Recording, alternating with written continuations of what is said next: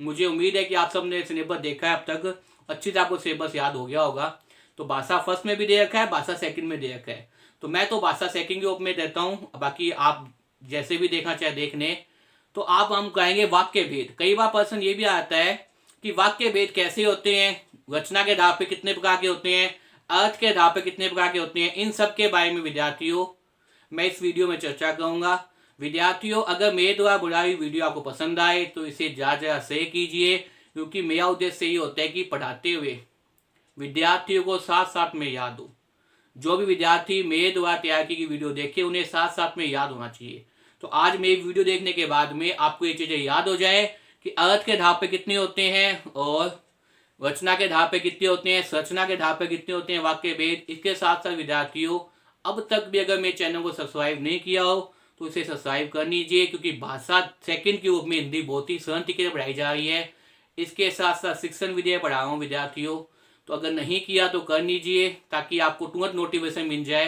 पास में जो घंटी का बटन है उसे अवश्य दबाइए विद्यार्थियों, ताकि जैसे ही मैं वीडियो अपलोड करूँ वैसे ही आप तक सूचना पहुँच जाए। मुझे जैसे ही समय मिलता है वैसे ही वीडियो बना देता हूँ विद्यार्थियों। तो देखिए विद्यार्थियों, आज हम कहेंगे वाक्य भेद। सबसे पहले तो वाक्य क्या होता है, मैंने पहले बताया था। वाक्य का मतलब होता है कि अपने जो बात कह रहे हैं दूसरे तक वो बात पहुंच जाए, अपने भाव अपने विचार। मैं आपके सामने बोल रहा हूं तो मेरे जो भाव है, मेरे जो विचार आप समझ जाए।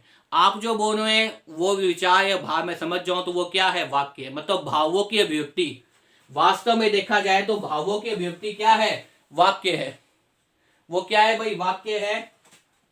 देखिए वाक्य के अंदर पूर्ण अर्थ की प्रतीति गाने वाले समूह क्या कहते हैं, वाक्य कहते हैं। जो पूर्ण अर्थ की प्रतीति गाते हैं वो क्या है, वास्तव में वाक्य है विद्यार्थियों। और मैंने बताया था इससे पहले जो वीडियो बनाई थी, वाक्य के आपके सामने जो है वो दो घटक होते हैं। वाक्य क्या होते हैं, दो घटक बोल दीजिए, वाक्य के दो अंग बोल दीजिए, उद्देश्य और विधेय। कौन कौन से होते हैं विद्यार्थियों, उद्देश्य और विधेय।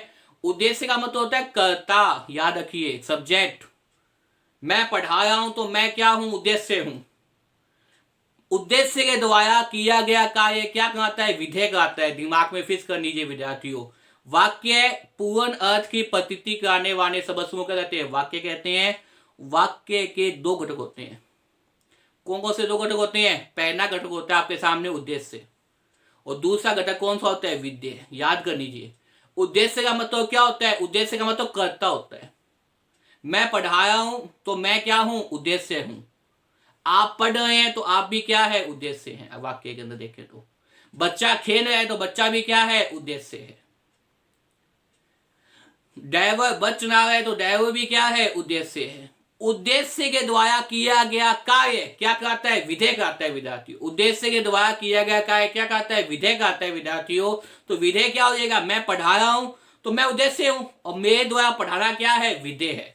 बच्चा खेल रहा है तो बच्चा क्या है, उद्देश्य है। उसका द्वारा खेलना क्या है, विधेय है। ड्राइवर बस चला रहा है तो ड्राइवर क्या है, उद्देश्य है। बस चलाना क्या है, विधेय है। तो मुझे उम्मीद है आपको समझ में आ गया होगा।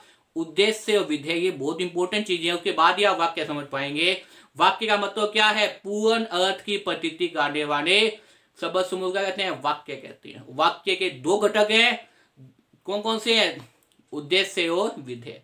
अब देखिए विद्यार्थियों, वाक्य भेद बता देता हूं आपको मैं।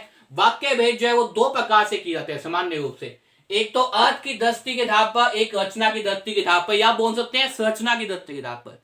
अर्थ का मतलब होता है जब वाक्य हम पढ़े, वाक्य पढ़ने के बाद अगर हमें उसका अर्थ समझ में आ रहा है तो अर्थ की दृष्टि से वाक्य कितने भेद होते हैं, 8 भेद होते हैं। कितने भेद होते हैं विद्यार्थियों, 8 भेद होते हैं। और रचना की दृष्टि कितने होते हैं, 2 भेद होते हैं। और 2 के आगे फिर से आगे क्या है, कई भेद और कर दिए जाते हैं। तो देखिए विद्यार्थियों, वाक्य भेद के अंदर आपने पढ़ा कि वाक्य भेद मुख्य 2 रूप से होते हैं। एक तो अर्थ के आधार पर, एक रचना कह दीजिए, संरचना कह दीजिए, बनावट कह दीजिए, आकृति कह दीजिए। रचना कह दीजिए, बनावट कह दीजिए, आकृति कह दीजिए, जो भी आपको अच्छा लगे वो कह दीजिए, क्योंकि वहां किसी प्रकार से आता है कि रचना के आधार पे बताइए, संरचना के आधार पे बताइए, बनावट के आधार पे बताइए, आकृति के आधार पे बताइए। तो कितने भेद हो जाएंगे, 2 भेद हो जाएंगे वाक्य के। विद्यार्थियों, मुझे उम्मीद है इस वीडियो को देखने के बाद में आपको वाक्य भेद क्या है ये समझ में आ गया हो गया। इसके अगली भेद के अंदर मैं डिटेल से कुछ बताने का प्रयास करूंगा विद्यार्थियों। तो विद्यार्थियों, मेरे द्वारा बनाई वीडियो आपको पसंद आए तो इसे जा जा शेयर कीजिए, लाइक कीजिए, कमेंट कीजिए विद्यार्थियों, और याद कीजिए विद्यार्थियों की याद करने से क्या है आपका चयन होगा। धन्यवाद।